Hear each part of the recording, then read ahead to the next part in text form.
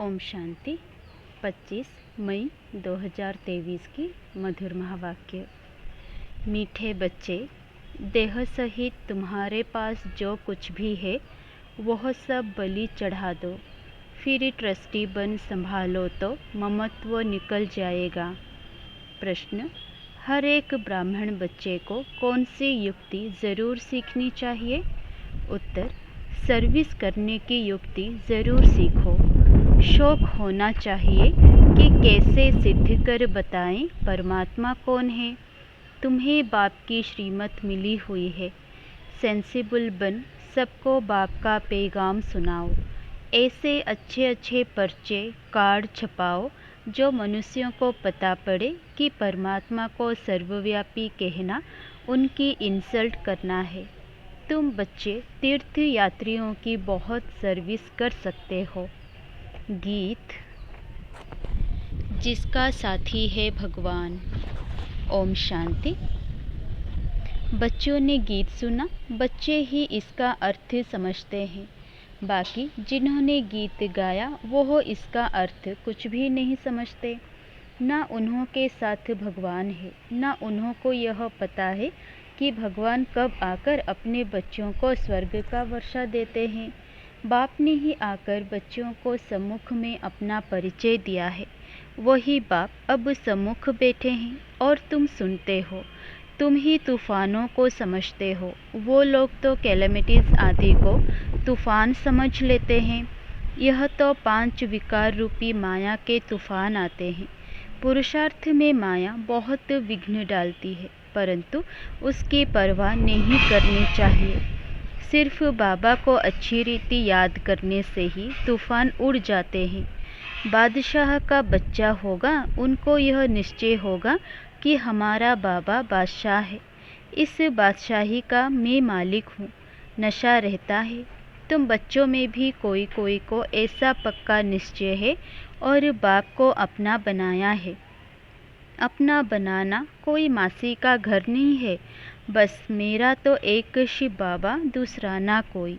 बहुत बच्चे इन बातों को समझते नहीं है, इसलिए माया के तूफान हैरान करते हैं और फिर बाप को ही छोड़ देते हैं।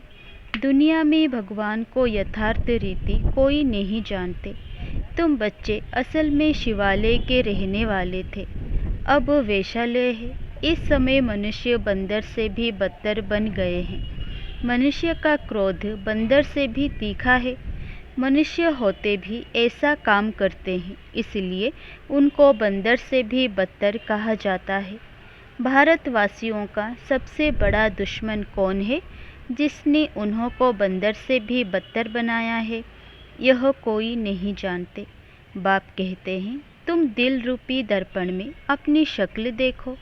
तुम पहले क्या थे? अब बाप तुमको लायक बनाते हैं, परंतु जो श्रीमत पर नहीं चलते तो उनको नालायक बना देती है। बाप श्रीमत देते हैं, देह सहित जो कुछ भी तुम्हारे पास है वह सब बलि चढ़ो, फिर तुमको ट्रस्टी बना देंगे, तुम्हारा ममत्व मिटा देंगे। तुम अबलाओं के लिए बहुत सहज है। राजस्थान के तरफ राजाओं को अपने बच्चे नहीं होते हैं तो गोद लेते हैं। गरीब का बालक अगर साहूकार की गोद में जाता है तो कितना खुश होता है। हम इतनी प्रॉपर्टी के मालिक हैं। बड़े आदमियों के बच्चे को भी बहुत नशा रहता है कि हम करोड़पति के बच्चे हैं। इस ज्ञान का तो उनको पता ही नहीं है। तुम जानते हो कि इस ज्ञान में कितना भारी नशा रहता है। श्रीमत पर चलने से श्रेष्ठ बनेंगे, नहीं चलने से नहीं बनेंगे। भगवान कहते हैं, तुमको तो कोई किस्म की परवाह ही नहीं। रात दिन तुमको नशा रहना चाहिए कि हमको बाबा 21 जन्मों के लिए स्वर्ग की राजाई का वर्षा देते हैं। हम बाबा की संतान बने हैं। वास्तव में सब शिव बाबा की संतान है, परंतु अब शिव बाबा आकर प्रैक्टिकल में अपना बच्चा बनाते हैं। अभी तुम सम्मुख बैठे हो, जानते हो शिव बाबा हमको अपना बनाकर स्वर्ग के लायक बनाने लिए मत देते हैं कि बच्चे किसके नाम रूप में नहीं फंसना है।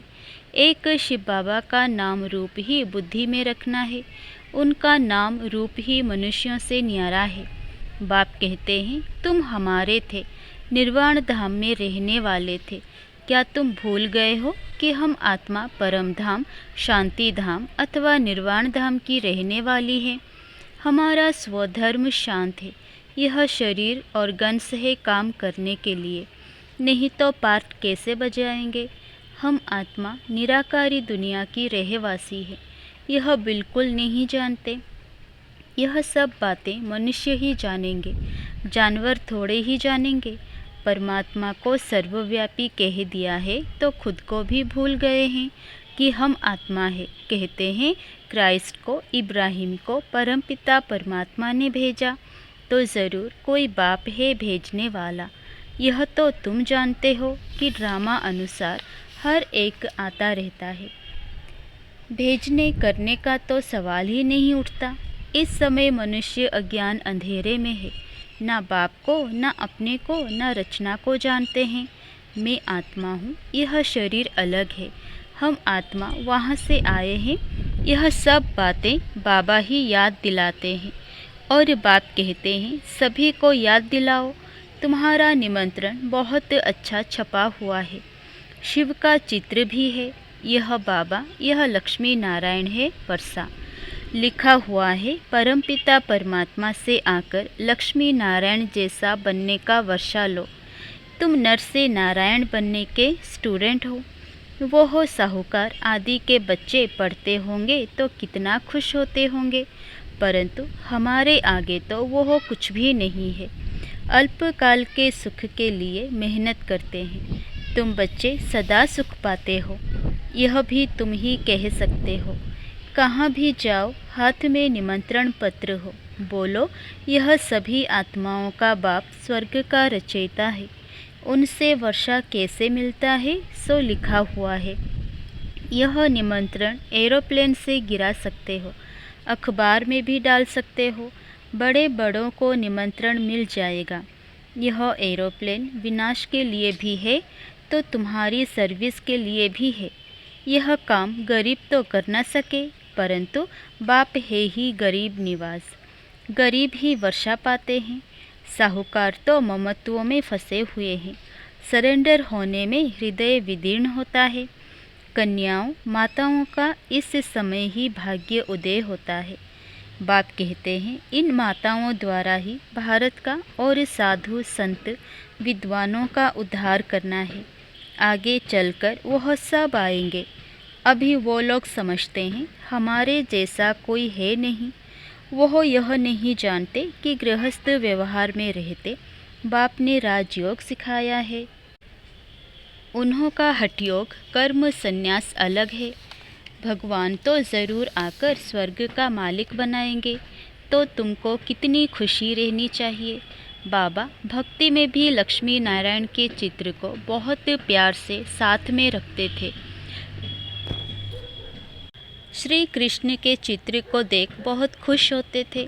बाबा बच्चों को समझाते हैं कि अपना और दूसरों का कल्याण करना है तो सर्विस में लग जाओ।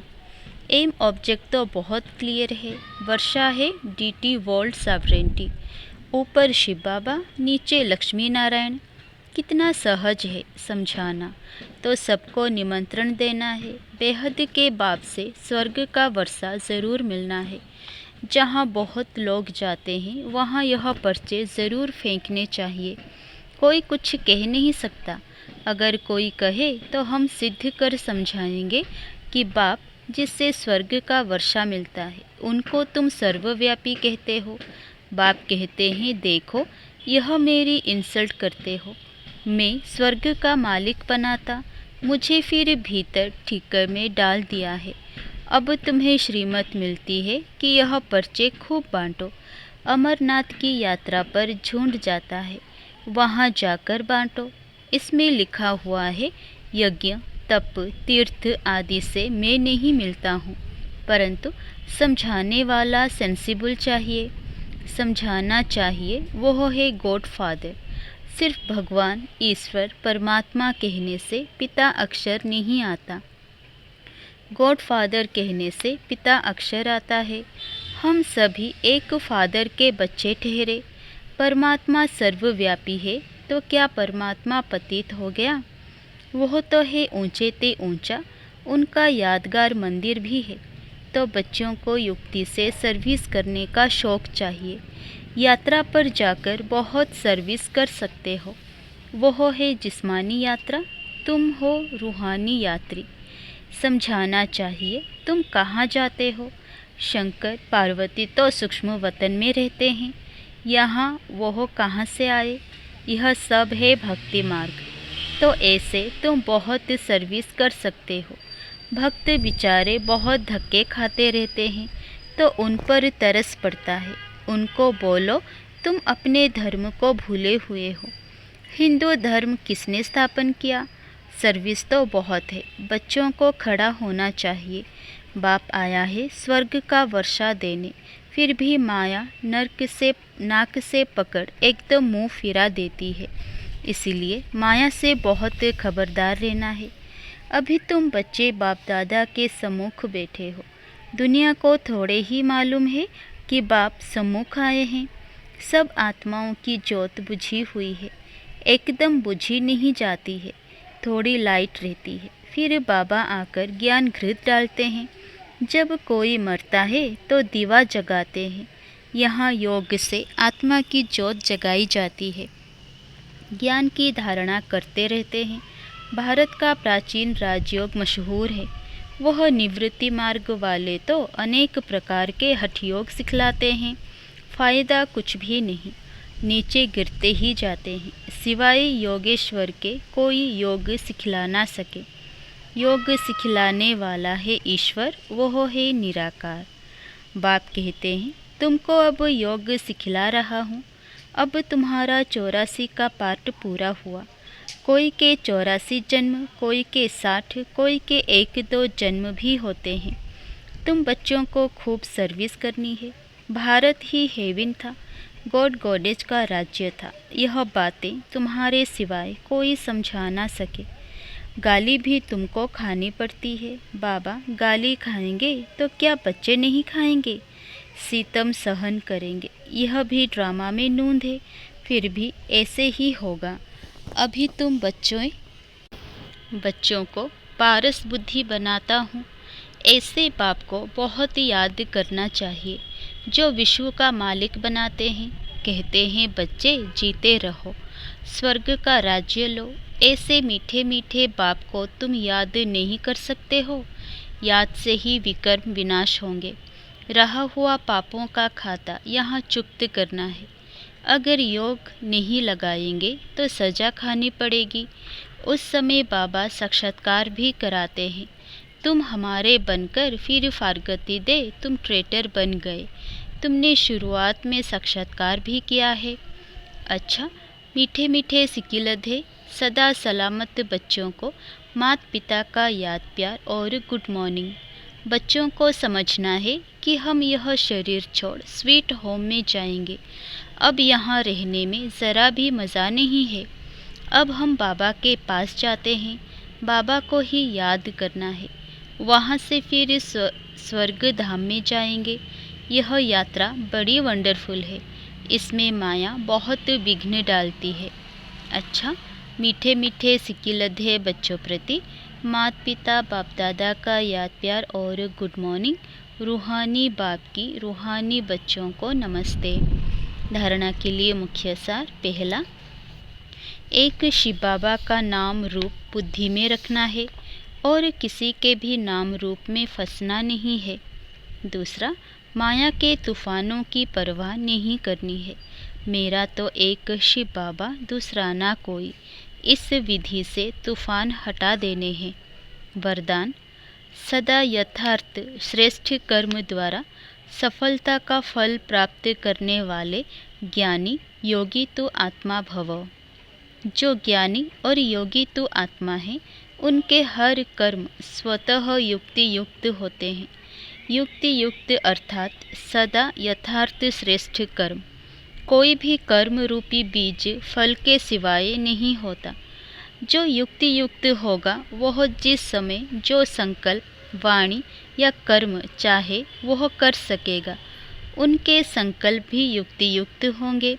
ऐसे नहीं यह करना नहीं चाहता था, हो गया, सोचना नहीं चाहिए था, सोच लिया। राजयुक्त योग युक्त की निशानी है ही युक्ति युक्त। स्लोगन: जिनकी दिल बड़ी है उनके भंडारे सदा भरपूर रहते हैं। अच्छा, ओम शांति।